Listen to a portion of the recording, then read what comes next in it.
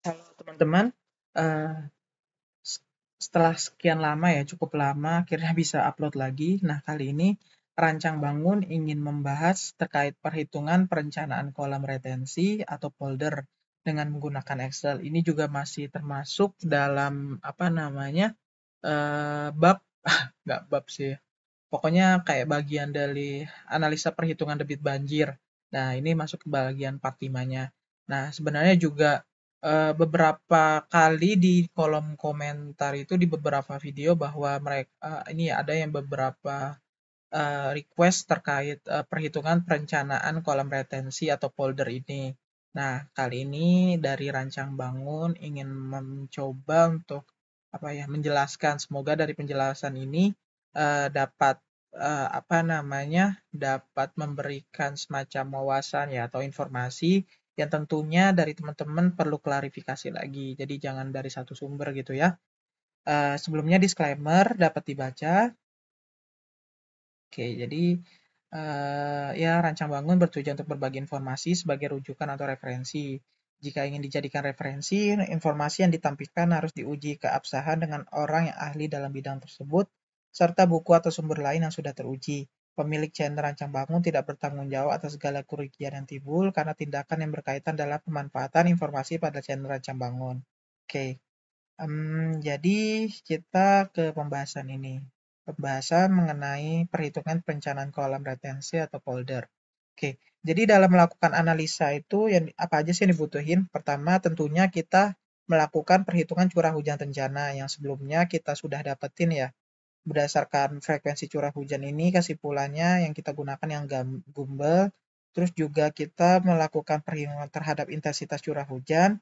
Dari di sini kan dapat R ya. Di sini dapat R, di sini dapat I, nah di sini dapat Q.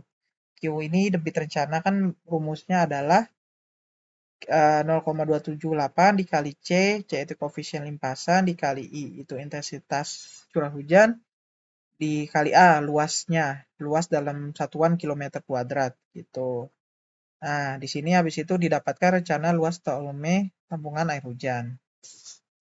Jadi ini sebenarnya video ini juga apa namanya bersaling kaitan ya. Nah, terutama di sini juga kan kita pernah melakukan perhitungan apa volume tampungan air hujan.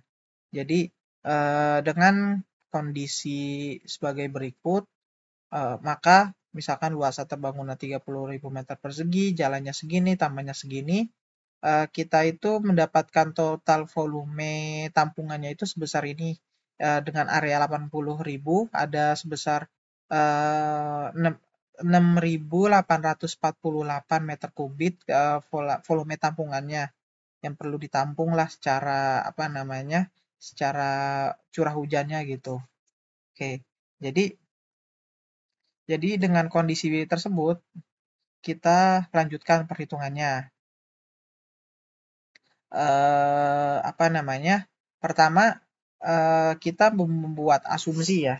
Jadi asumsinya itu dengan ada volume tampungan yang perlu ditampung atau curah hujan yang perlu ditampung sebesar ini, 6.800 ini, maka saya melakukan asumsi terhadap kolam retensinya dengan tampungan sebesar 8.000 meter kubik. Nah, itu dengan luasannya sebesar 4.000 meter persegi, kedalamannya itu sebesar 2 meter. Nah, ini ya kan tinggal dikali aja ya. Ya kan? Jadinya 8.000. Nah, terus di sini juga saya gunain C-nya koefisien limpasannya 0,7 karena asumsinya sebagai berikut. Itu, terus habis itu ada TC-nya waktu konsentrasinya sebesar 65 menit. Luasnya itu 80.000 meter persegi. Saya asumsikan jadinya 0,08 kilometer kuadrat. Nah, di sini juga sebagai gambaran ya. Jadi kan di sini ada eh, kolam retensi ya. Terus di sini ada rumah pompa. Jadi sebenarnya dari bendungan ini sebenarnya konsepnya nggak selalu bisa disamakan kayak gini gitu. Tapi ini gambaran simpelnya. Jadi kayak istilahnya di sini ada suatu bendungan. Nah, bendungan ini ketika sudah mulai memenuhi kapasitasnya itu akan ada di salurannya itu menuju kolam retensi. Nah, kenapa kolam retensi ini? Karena kolamnya ini tidak dibuat untuk istilahnya penuh terus gitu, nggak seperti bendungan yang ada memiliki semacam semacam level ya, semacam level dari airnya. Misalkan air yang dijaga itu harus dalam misalkan kapasitas bendungannya itu 20 10 meter istilah misalkan ya 10 meter. Nah, jadi konsep bendungannya itu ada elevasi yang perlu dijaga di minimal 8 meter. Jadi 8 meter itu dari 0 sampai 8 itu kondisi bendungannya terisi penuh terus gitu. Jadi ketika kondisinya 8 ke 10 ada terjadi limpasan istilahnya gitu, ada limpasan. Nah, ini juga jadinya istilahnya yang 0 8 ke 10 ini ketika terjadi hujan itu kan akan terjadi kenaikan volume dari bendungannya ya, karena volume curah hujannya meningkat dan tampungan dari bendungannya juga meningkat. Nah, jadi dialirkan nih ke dalam kolam retensi ini kayak gitu, ke dalam kolam retensi ini. Tapi juga kolam retensi ini juga bisa dilihat ya dari segi volumenya bendungan sebesar apa, terus volume kolam retensinya sebesar apa. Jadi emang kadang ya itu kolam retensi itu hanya bertujuan untuk menampung sementara istilahnya. Dan di dalam kolam retensi itu juga ada semacam pompa yang bertujuan untuk mengalirkan air di dalam kolam retensi ke sungai kembali, istilahnya ke saluran atau sungai ke saluran atau ke sungai, istilahnya kayak gitu. Jadi di sini ada poin pentingnya juga bahwa di sini kita kita melakukan perhitungan terhadap debit yang kita keluarkan menggunakan pompa gitu. Jadi istilahnya ada Q in atau debit masuk dan juga ada Q outlet atau debit keluar atau pompa kayak gitu. Nah, di sini volume pompanya direncanakan sebesar 0,5 meter kubik per detik. Kayak gitu. Oke, jadi kita coba langsung ke dalam masuk ke perhitungan ya. Jadi di sini ada asumsinya adalah bahwa kita buat dulu nih T-nya. T ini ada waktu dalam menit. Ini saya susun dalam 10 menit. Nah, tapi di sini akan ada waktu konsentrasinya ya. Waktu konsentrasinya waktu konsentrasinya ini 65 menit. Jadi saya buat ini ada 65 menitnya. Terus habis itu dari 60 ke 70 yang selanjutnya. Terus habis itu karena saya mau melakukan perhitungan intensitas dan satuan intensitas itu milimeter per jam. Jadi dalam menit ini saya bagi lagi nih dibagi 60 ya, dibagi 60 biar dalam bentuk jam. Terus habis itu ya tinggal ditarik aja sih kayak gini ya. Ini kelihatan deh. Ini dibagi 60, habis itu tinggal kita tarik kayak gitu. Nah, habis itu ini ada delta T. Delta T ini adalah sebenarnya kayak berdasarkan menit ini pada apa namanya? Berapa sih T0 sampai T1 gitu. Misalkan asumsinya ini T0, ini T1. Berarti akan sebenarnya ada 600 detik ya. Soalnya dari 0 menit ke 10 menit itu kan ada 60 detik dikali 10 kan. Terus juga dari 10 ke 20 berarti ada 600 ke ada dari 10 menit ke 20 menit ada 600 detik. Terus juga ini tujuannya buat ngitung key inlet sih karena volumenya kan dalam meter kubik.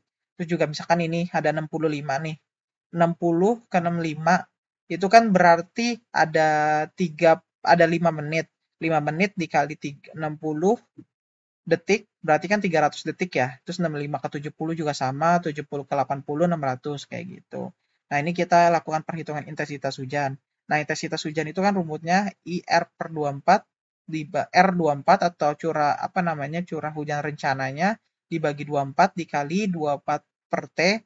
T ininya dalam menit dalam bentuk jam dipangkatin 2 per 3. Kayak gitu. Ini saya ini lagi deh biar ulang.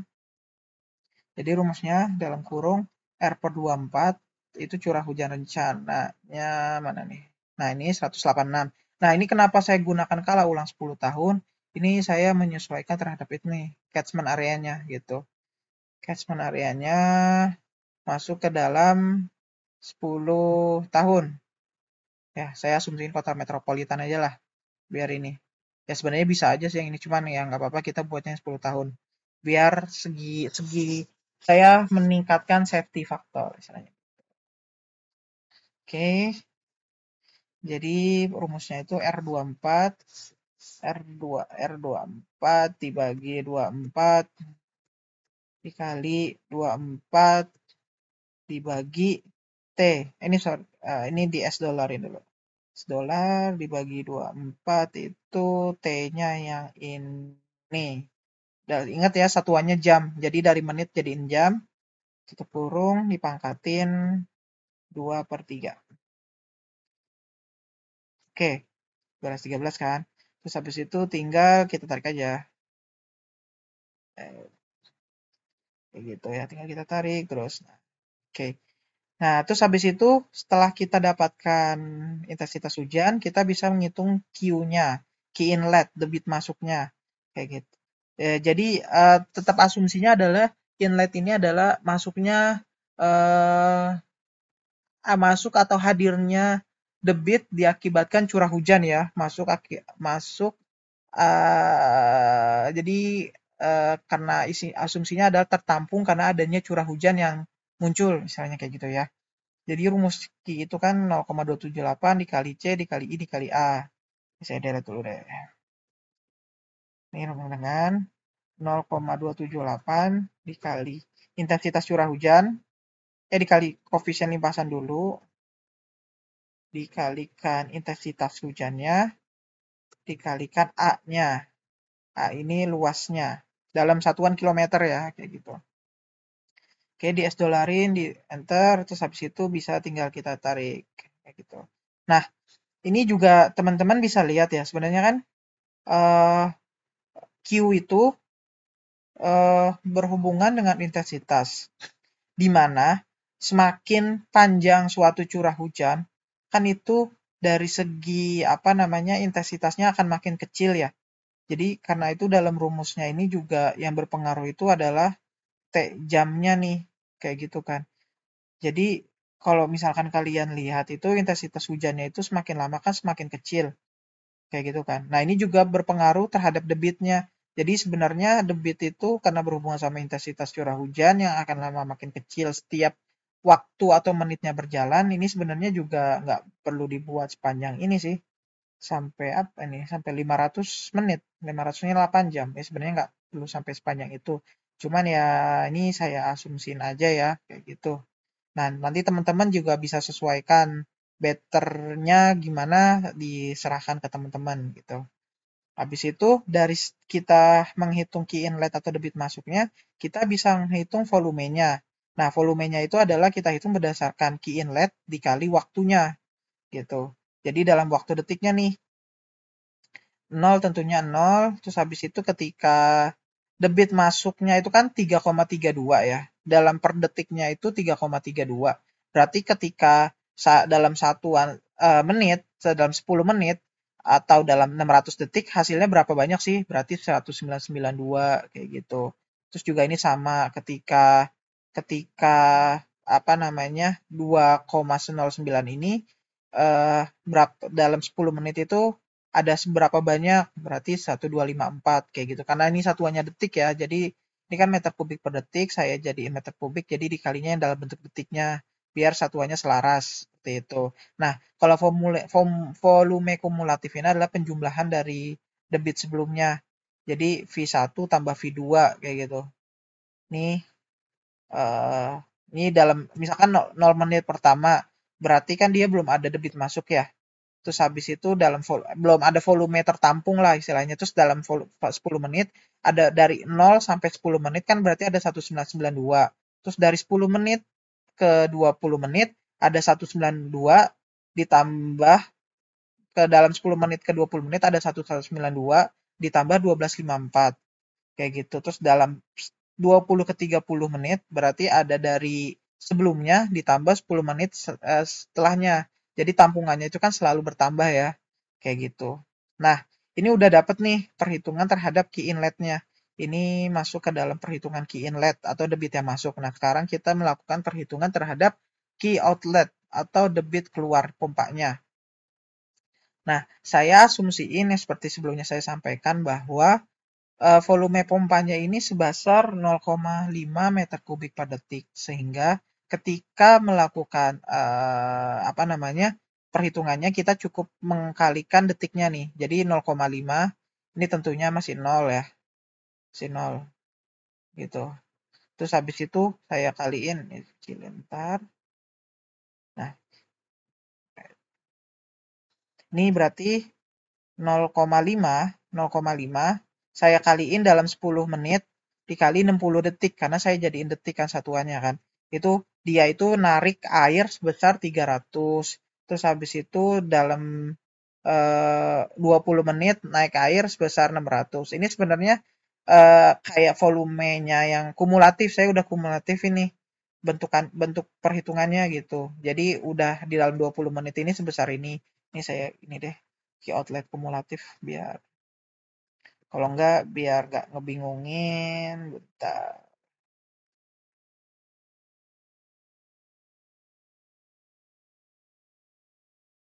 Nah ini key outlet.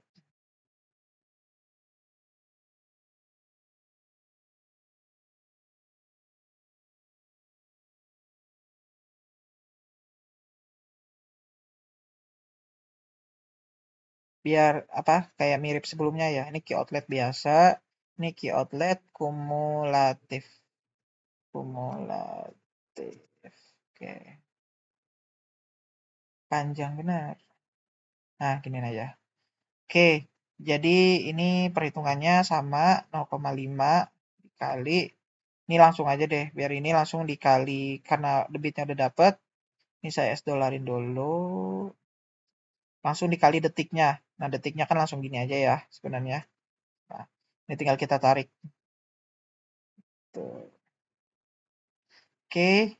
Nah, ini kisah kalian lihat ya, karena kan konstan ya istilahnya ya, konstan sifat daripada penarikan dari si pompanya. Dan ini kali pompa itu kan nariknya secara konstan. Nah, secara kumulatifnya itu berarti tinggal kayak sebelumnya. Bahwa ini jumlah sama ini. Tuh, tinggal kalian tarik lagi ke bawah. Samakan hasilnya. Tuh. Oke. Nah, habis itu Nah, yang perlu kalian tahu adalah bahwa eh, karena ada yang masuk dan ada yang keluar. Jadi dari segi debitnya itu kan ada semacam balance ya, ada yang masuk dan keluar. Nah, itu kita lakukan perhitungan berarti Q in sama dengan Q out. Ketika 00, ketika Q in-nya Nah, ini volume kumulatif masuknya dikurang sama volume outlet yang kumulatif. Itu bisa kalian lihat ya. Jadi yang ketika masuknya 1992, keluar 300. Jadi ada hasilnya 1692 yang masih tertampung. Dan ini akan terus-menerus sampai hujannya itu berhenti kan. Kalau di sini kan diasumsiin hujannya itu tidak berhenti sampai dengan 580 menit.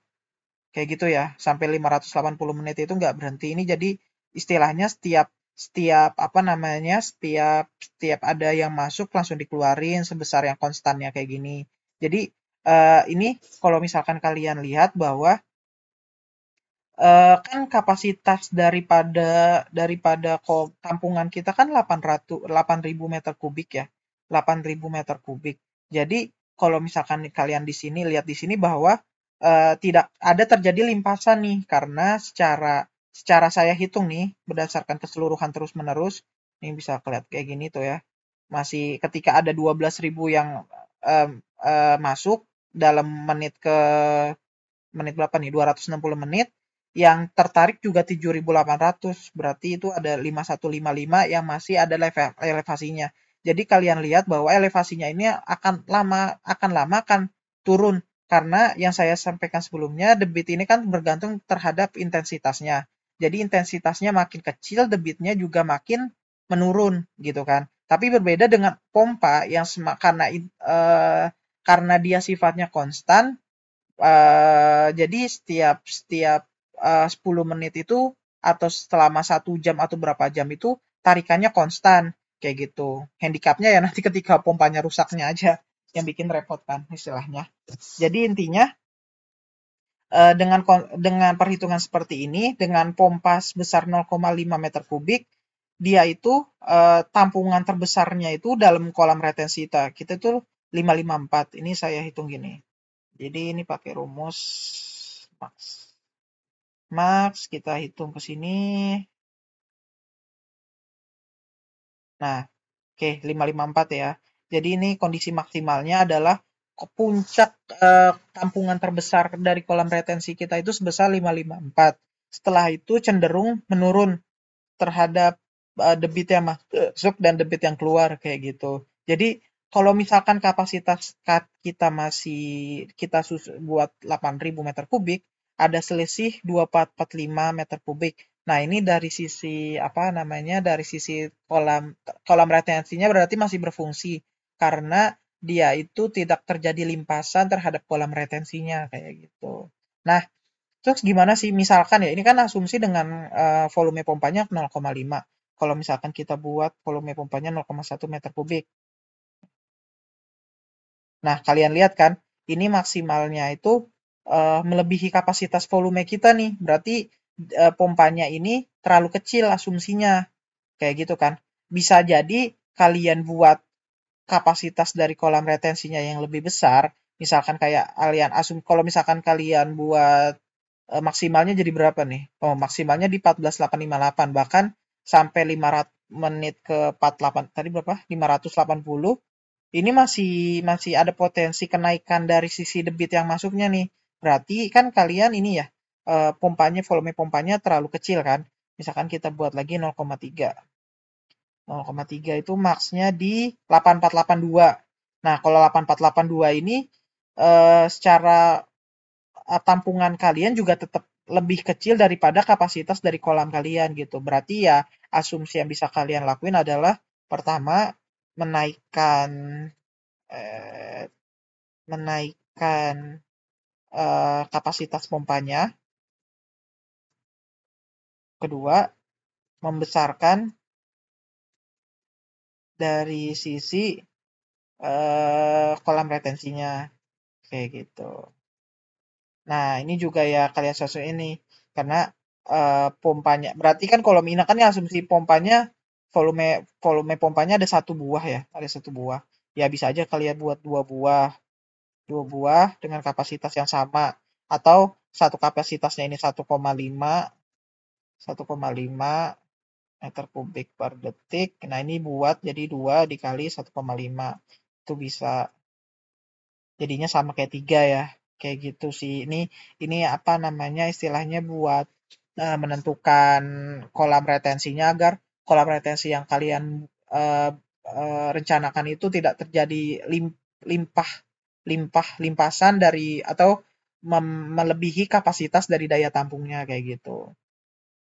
Ya sebenarnya ini kalau misalkan dari konteks biayanya sih tergantung ya karena pompa juga kan semakin besar kapasitas pompa tentunya juga semakin mahal kan. Jadi dan juga pompa itu kan minusnya kan sebuah mesin itu ada semacam apa namanya eh, masa pemeliharaan, masa maintenance-nya dan lain-lain itu kan sebenarnya jadi ada biaya sendiri kan. Kalau misalkan kita mau masukin ke dalam ekonomi tekniknya nih. Juga sebenarnya kalau misalkan kolam yang semakin besar kan juga ada potensi sedimentasi. Jadi juga nantinya dari sisi apa namanya tampungan dari sisi kolamnya juga akan mengecil. Jadi ya serunya itu sih.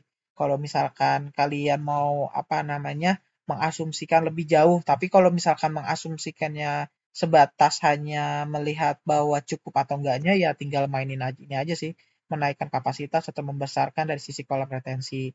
Cuman yang jelas ya yang kalian perlu perhatikan bahwa dalam dalam desain kolam retensi juga nggak mungkin terlalu dalam kan. Kayak 2 meter ini kan sebenarnya juga suatu apa namanya? Karena kalau semakin dalam tentunya akan lebih sulit karena kolam itu juga akan ada masa pemeliharaannya lah istilahnya. Ketika kayak lumpur-lumpur darinya itu harus ditarik pakai dredging pump dan lain-lain kayak gitu.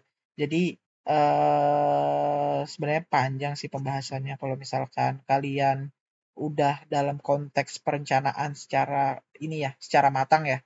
Kayak gitu sih.